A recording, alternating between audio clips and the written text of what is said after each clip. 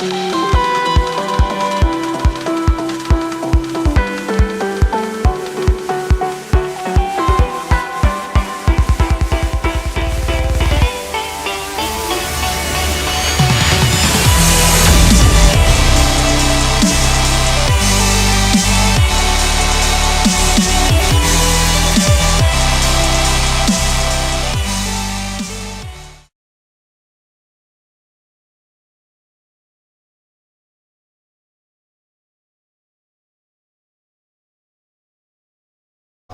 partager avec vous quelques réflexions sur ce que j'ai appelé le métier de l'étudiant, parce qu'on a toujours considéré l'étudiant comme quelqu'un qui en transite dans un espace et il est là pour incurgiter. Donc moi j'ai appelé ça le métier de l'étudiant, et j'ai emprunté ce titre-là, un livre en français, mais il y a beaucoup de livres en anglais, du professeur Paulin, un des grands sociologues français, dont des sociologues de l'éducation. Et pourquoi le métier de l'étudiant? Alors, d'abord, pour plusieurs raisons. Il y a un constat fondamental. Le premier constat, c'est que les indicateurs au niveau de la première année de l'université démontrent qu'il y a un grand gâchis. Ça, c'est la première des choses. C'est-à-dire, si on prend le taux de redoublement en première année, le taux de réorientation en première année, ça démontre qu'il y a un grand problème. Alors, déjà, et ça c'est le premier point, il faut avancer que l'université n'a plus le monopole du savoir et de la connaissance. Donc, le rôle de l'université n'est plus le rôle des années 70, 80. L'université est concurrencée ou complétée par toute la digitalisation qui existe aujourd'hui. Donc, si l'organisation, la structuration change, ça veut dire que les acteurs doivent changer. Par conséquent, nous assistons à un changement rapide, mais avec les mêmes mentalités. Alors, pourquoi je parle de métier? Parce qu'en ressources humaines, quelqu'un pour nous qui fait quelque chose, c'est-à-dire qu'il a ce qu'on appelle une fiche poste. Donc, l'étudiant, normalement, doit avoir une fiche poste. Qu'est-ce qu'il fait ou qu'est-ce qu'il vient faire à l'université? Mais il tire derrière lui des casseroles lorsqu'il vient du lycée, donc avec une autre culture, avec d'autres éléments. Alors, il vient avec beaucoup de frustration, il vient du lycée, et la joie de l'obtention du baccalauréat, normalement, elle ne doit pas cacher l'amertume de ne pas avoir la possibilité d'accéder à des écoles en numerus clausus, les écoles fermées. Donc déjà là, il y a une frustration. Donc il accède comme élément de 3e, 4e rang, c'est-à-dire dans sa représentation mentale. Ça, c'est le premier élément, c'est-à-dire qu'aujourd'hui, nous assistons à des 14-15 de moyenne, et les gens ne peuvent pas accéder. 14-15 de moyenne, c'est la mention bien. Et avoir la mention bien, on n'accède pas aux spécialités que l'on veut. Donc déjà ça pose un grand problème. Quelque part, dans les représentations, les facultés sont considérées comme des refuges. C'est-à-dire les refuges de dernier recours. Et ça, c'est problématique. Alors, deuxièmement, l'adoption des quotas. Aujourd'hui, il y a l'adoption des quotas pour les grandes écoles et l'expression de sélection. Tel débat décourage les étudiants de la première année. C'est-à-dire, nous sommes... Moi, j'ai l'impression que nous sommes dans le système, dans une caserne, avec des grades, général, colonel, etc. Donc, dès le départ, on classe les étudiants dans des paniers, médiocre, dit Adam. Troisième élément, la massification de l'université. Cette massification, c'est certainement l'expression d'une quasi-démocratisation de l'université, une quasi-démocratisation de l'université. Mais cette démocratisation de l'université ne doit pas cacher l'absence de démocratie de l'accès au savoir. Ce n'est pas la même chose. Accéder à l'université n'est pas accéder au savoir. Donc, la connaissance, en d'autres termes, la connaissance reste quelque chose qui est très rare pour les étudiants de première année. Quatrième élément, nous assistons aujourd'hui à une multiplication de nouvelles spécialités qui sont créées et parfois qui n'ont aucune signification. C'est-à-dire qu'on est passé de la période, quelque part, entre guillemets, traditionnelle, où les étudiants savaient, il y a des facs de médecine, même pas pharmacie à l'époque, médecine, fac des lettres, droit, ingénieur. Ça s'arrêtait là. Aujourd'hui, il y a des facultés qui dispensent des choses. Les vatiradi, ça c'est. Au moins, pourquoi ils dispensent. Parfois, on entend des spécialités et on se dit, et donc, on se pose la question, Talib, Talib les voit complètement paumés. Je vais expliquer pourquoi il est paumé. Autre élément, c'est la coexistence d'un enseignement privé hautement cher et d'un enseignement public. Et dans la représentation mentale des étudiants, ils font aussi ces comparaisons public-privé. C'est une comparaison qui n'a aucun fondement. Moi, je suis fier de l'université publique, sincèrement. Je suis un fruit de l'université publique. Et il y a encore des spécialités extraordinaires de l'université publique avec de grands professeurs. Il n'y a pas de problème. Mais dans la représentation mentale, dans la perception des étudiants qui obtiennent le bac, cette comparaison est de taille et décourage quelque part cet étudiant de première année. Donc j'essaie de montrer les casseroles, j'ai parlé le tiers des casseroles, donc les frustrations qui sont là bien avant de démarrer les études. Et ça, c'est problématique. Alors, et il croit que s'il fait l'université, s'il s'engage dans l'université privée, c'est qu'il est dans la voie cul-de-sac. C'est-à-dire, ça ne va mener absolument à rien. Les bons postes seront pris par les gens de l'école privée. Et c'est pas vrai, c'est totalement faux. Statistiquement, c'est totalement faux. Donc, quelque part, ils ont le sentiment d'une certaine iniquité, d'une certaine injustice, parce qu'ils sont issus d'une famille, je dirais, moyenne ou pauvre, alors que les autres, donc ce sentiment, ils le traînent derrière eux, ou t'es joué les jamia. Autre élément, lorsqu'ils abordent, ils accèdent en première année, ils constatent qu'il y a un taux d'échec très très élevé en première année. Et ça les décourage quelque part. Un taux d'échec très élevé. Donc ça génère un questionnement chez les nouveaux étudiants. Ça génère des interrogations sur le contenu, sur la relation avec les professeurs, sur les perspectives, etc.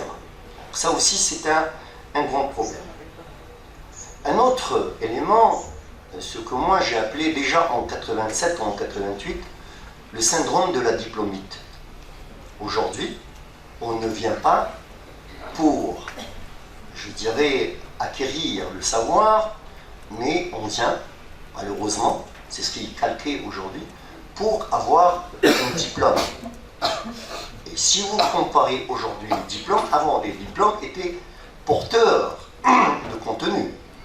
aujourd'hui, la majorité, et je reste gentil, allez, on va dire un pourcentage de diplômes ne porte pas bien les contenus. D'accord, vous pouvez prendre parfois des mastérions et leur poser une question de spécialité et vous êtes là sidérés, choqués. Et même les professeurs sont choqués parce que quelque part on se dit mais nous on essaie de faire notre travail et les prérequis ne sont pas là. Donc la frustration elle est double. Elle est chez le professeur et chez l'étudiant. Donc ce syndrome de la diplômite a poussé à l'émergence de l'obsession de la réussite. Il y a aujourd'hui une obsession de la réussite. C'est vrai que tout le monde veut réussir, mais la réussite avec le moindre effort et la réussite avec, excusez-moi, le rush اليوم في الامتحانات. Et ça pose un grand problème au niveau de l'éthique de l'université, au niveau de la morale de l'université.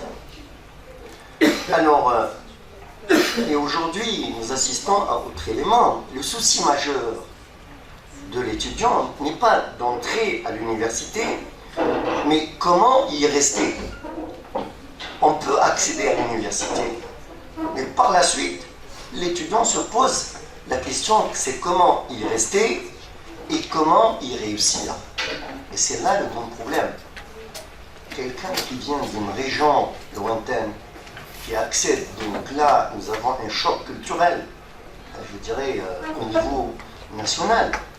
Et ça aussi, ça génère chez l'étudiant beaucoup de frustration. Donc, si je fais référence ici à ce livre extraordinaire de M. Coulon, du professeur Coulon.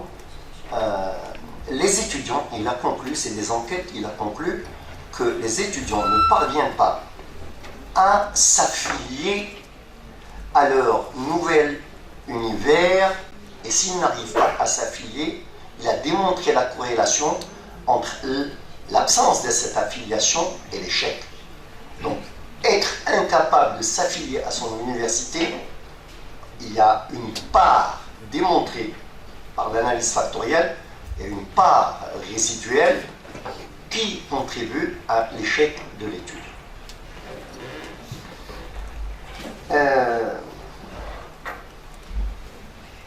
C'est ce qui m'a conduit personnellement à dire que tous ces éléments conduisent,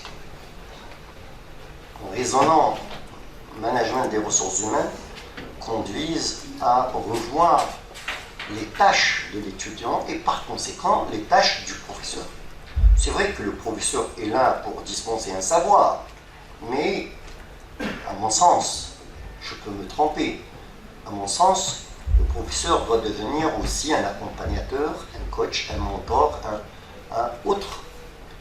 d'autres missions qu'il n'avait pas avant. C'est ça le grand problème. Donc aujourd'hui, le changement le plus spectaculaire de l'entrée à l'université réside dans la relation de nouveaux étudiants avec de nouvelles règles, avec un nouveau savoir aussi, il faut le reconnaître, et un apprentissage pratique qu'il faudrait développer. Donc l'étudiant TJ, il est complètement perdu. Ce qui fait que l'architecture, à la fois interne de l'université, des facultés ou des départements, ne colle plus avec les attentes des étudiants. Et un autre facteur s'ajoute aussi à ces difficultés et à cette complexité déjà mentionnée, c'est que la croyance de la part des étudiants et de la part des familles, cette croyance focalise sur un élément, c'est-à-dire ils croient qu'il y a une continuité entre le lycée et l'université. Or, il n'y a plus de continuité aujourd'hui. Et je vais essayer de démontrer cela, si vous le permettez. Les études secondaires, les études universitaires ne sont pas dans cette continuité. On a affaire, au contraire, à une série de ruptures. Et je vais essayer d'étayer ce que j'avance par 3 éléments essentiels. Il y a 3 types de ruptures.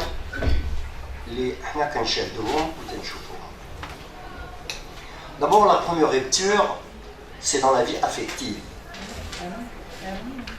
Dans la vie affective, dans le sens, on va passer à plus d'autonomie, à l'éloignement de la famille, l'éloignement d'un cadre, et avec des enfants qui sont hautement couvés. Donc là, la fracture est là, dès le départ. Deuxièmement, il y a une rupture relative aux règles, aux normes et aux méthodes d'acquisition et du rapport au savoir. قبل الأستاذ تيجي درتي تصبورة وهادي ولكن اليوم تيدوز et il n'est pas préparé, l'élève n'est pas préparé, c'est pas comme avant.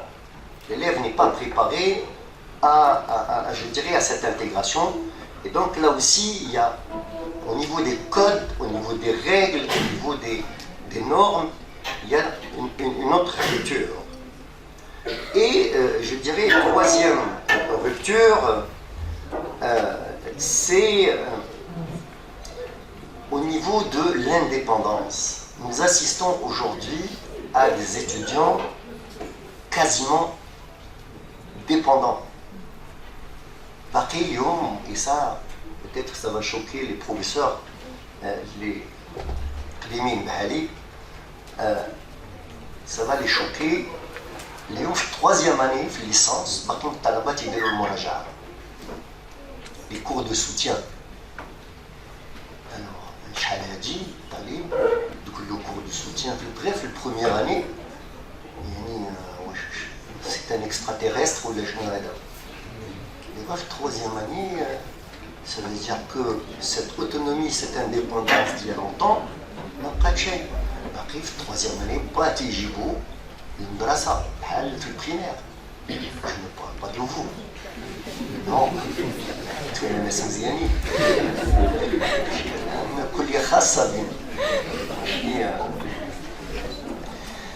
Alors, la première année de l'université, c'est une année de tous les dangers. C'est une année de tous les dangers. L'élève qui sort du lycée doit apprendre à devenir étudiant. Il doit apprendre aujourd'hui. Avant, c'était systématique. كانوا الشباب الزنقات يتعلموا كانوا ما كاين مشكل الجمعيات الاحزاب النقابات الشبيبات ديال الى اخره. اليوم هذه المدارس ما بقاتش. L'étudiant se trouve livré à lui-même et par conséquent l'université doit jouer le rôle de l'encadrement politique, le rôle de l'encadrement syndical, le rôle واحد يجي تلقى الحلقيه في الجامعه هو ما يجي من الزمامره. سمحوا لي على هذا avec tout le respect que j'ai pour les gens de الزمامره ولا ما يجي حتى من الرباط سد عليه بشي كارتي ايبر ان تيجي تلقى الناس هنايا واش هاد العجب هذا. Donc ça veut dire quoi? Ça veut dire que il doit apprendre à devenir étudiant et c'est pour ça que j'ai appelé le métier de l'étudiant. Aujourd'hui, c'est un environnement, il est devant un environnement ou dans un environnement complexe. Et là, je parle de la complexité dans le sens ethnologique. Je ne parle pas de la complexité dans le sens managérial ou sociologique, mais beaucoup plus ethnologique. Parce que l'étudiant va découvrir certaines routines, il va découvrir certaines évidences, il va découvrir certaines règles, de nouveaux codes comme je l'ai dit au début, il y a des choses, nous, les enseignants, on va demander implicitement parfois, et on a l'impression que l'étudiant a compris, on va demander implicitement que l'étudiant fasse un travail, mais lui, il ne comprend pas ce code-là. Peut-être en une phrase. Le code, quand je l'ai dit, bain. D'accord? Il a l'habitude de faire des cours de soutien, donc tu es prêt à dire les cours de soutien. Voilà. Très bien. Alors, nous sommes dans une transition de la phase d'adolescence à la phase adulte, sans qu'on soit béquillés. Je parle des étudiants. Ils ne sont pas béquillés pour être dans ce sens-là. D'abord, j'ai parlé d'affiliation tout à l'heure, et logiquement, et ça c'est le modèle d'un courant sociologique français, cette affiliation passe par 3 phases de l'étudiant. L'étudiant débarque, et la première phase, c'est un temps d'étrangeté. C'est-à-dire, il voit des choses étranges.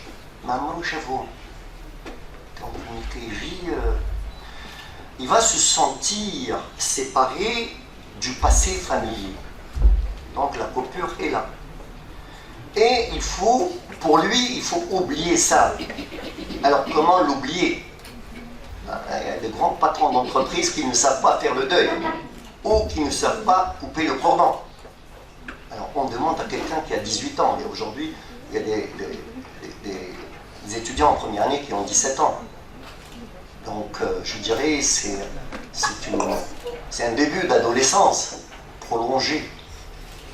D'accord? T'es short le génial. Voilà, c'est pas grave. Oui. Deuxième élément de l'affiliation, c'est que le temps d'apprentissage est ressenti d'une manière douloureuse. Il est ressenti d'une manière douloureuse. Pourquoi? Parce que ce temps d'apprentissage, c'est un temps de doute pour lui, d'incertitude, c'est un temps d'anxiété. Et par conséquent, nous sommes aujourd'hui, je ne dirais pas, on est confronté à des étudiants pathologiquement anxieux, mais en tout cas, ils sont anxieux. Je dirais normalement anxieux, et non pas pathologiquement. Par conséquent, ça va poser un grand problème. Donc l'étudiant ne connaît plus cette familiarité d'avant. Il passe à un autre stade sans qu'il soit bien outillé pour ça. Voilà. Il n'est pas prêt à devenir universitaire comme avant. Avant, il y avait d'autres instances qui faisaient un travail d'encadrement. Et puis, voilà, c'est le troisième élément, je l'ai cité. Cet apprentissage complexe va développer des résistances chez le nouvel étudiant. Et par conséquent, on est devant un grand problème. Voilà. Très bien. Je termine rapidement.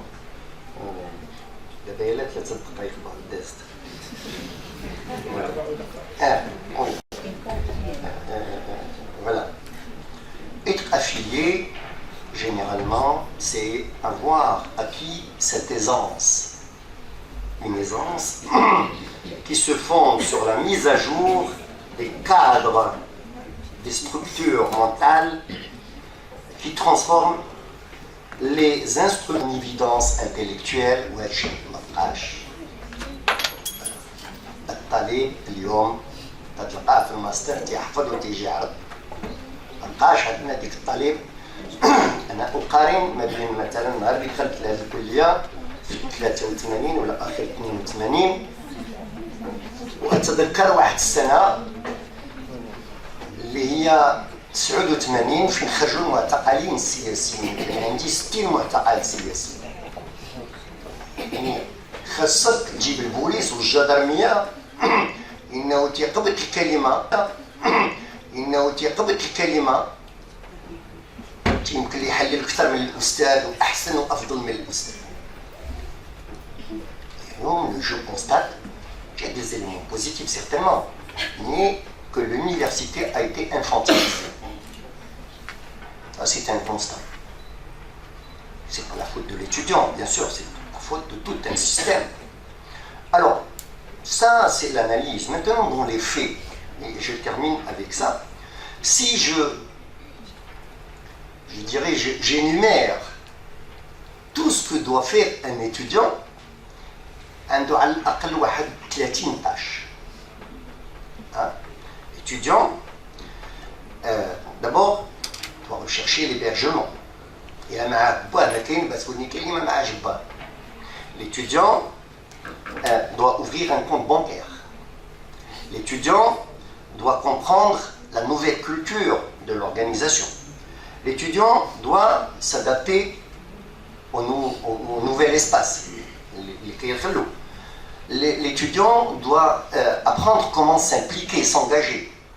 L'étudiant doit fournir des efforts pour découvrir, parce que كلية ممتازة كليات أخرين ما فيهمش لا سينياليتيك دخل معك هو كاع فينا هو الإدارة وكاين حنا الله يسمح لنا حنا الأساتذة نوبة تيجي الطالب عندي أستاذ تيقول راه ماشي أنا راه أستاذ لأنه هو شي جينيرال ما يمكنش هو يوري لشي واحد. Nous sommes aussi frustrés quelque part. خاصو يعرف لا بيبليوتيك وكيما يمشي يدير لا ريشيرش في لا بيبليوتيك وعندنا تعرفوا لي بيبليوتيك ديالنا على يعني سي على ليماج دو نوتر بيي على ليماج دو نو. خاصو يعرف شنو هو لاني يونيفرسيتير ماشي بحال لاني سكولير. خاصو يعرف comment on demande une attestation administrative. وبعد بعد تيمشي شي واحد داكشي في ستيلوات باقيين دونك مقاطعه وصافي. لا اتكلم ندير مؤسسه نموذجيه. راه شوف الغازون اللي عندنا راه الواقع هو لا ماشي لانني انا ابن هذه المؤسسه ولكن هذه المؤسسه وانا احيي الاستاذ بالحاج لانه اعطى نفس كبير لهذه المؤسسه واحيي الزملاء اللي يشتغلوا. Et puis, il doit apprendre les horaires réguliers et non réguliers des cours. Il doit attendre le professeur. Peut-être le professeur a oublié ou parfois il n'a pas oublié parce qu'il veut se donner de l'importance. Ça aussi, ça existe. ما يجيش ما يعلموش ويتسناو حنا كنا كنتسناو الى اخره هذا الديسكور. Et il doit développer une intelligence sociale et relationnelle avec le prof, les collègues اللي ما جاو كونتاكل. Donc هادو غير بعض الاشياء. Moi j'ai dénombré على الاقل 30 tâches. Ça veut dire qu'en termes de gestion de ressources humaines, il y a une fiche poste. Pour chaque étudiant, il y a une fiche poste. Ça veut dire tout simplement, aujourd'hui, l'étudiant, c'est un métier. Et donc, lorsqu'on dit l'étudiant est un métier, il doit être managé autrement. Il doit développer beaucoup d'intelligence émotionnelle et non pas de peur. C'est différent. D'intelligence émotionnelle, d'intelligence d'équipe. Les intelligences multiples, كلهم ممكن نخدموهم في الجامعة. لهذا c'est pour ça qu'il y a des enjeux aujourd'hui. Si l'université veut gagner son pari, on doit revoir énormément de choses avec une université sous-staffée à tous les niveaux. Il faut le reconnaître, on est sous-staffé au niveau des professeurs, au niveau de l'administration et d'autres éléments. L'université aujourd'hui n'a pas de système intégré d'information. ما كايناش. باش نتعلموا حنا الابوجي بعد شي عامين عاد تعلمنا له. Alors que normalement une petite formation نتعلموا الابوجي. Donc l'université n'a pas de système intégré. Comment l'université n'a pas d'organigramme. L'université n'a pas de comptabilité, n'a pas de... hein. Donc, dans tout ça, et nous avons parfois...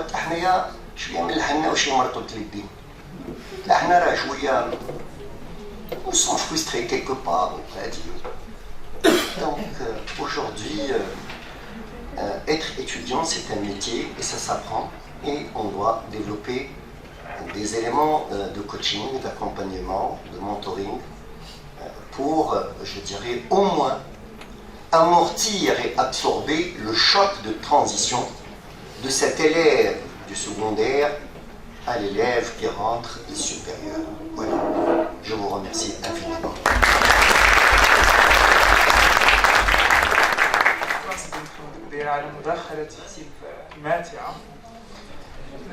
التي حاول فيها أن يرصد ما كنا عليه وواقع الحال وما يجب أن نكون عليه، وذكرني بقصيدة نظرية لمن نشكو مآسينا ومن يصغي لشكوانا ويجدينا سأحورها: أنشكو موتانا بمحمدنا أم أستاذ مجدورين ستحيينا. سأنقل الكلمة مباشرة إليها.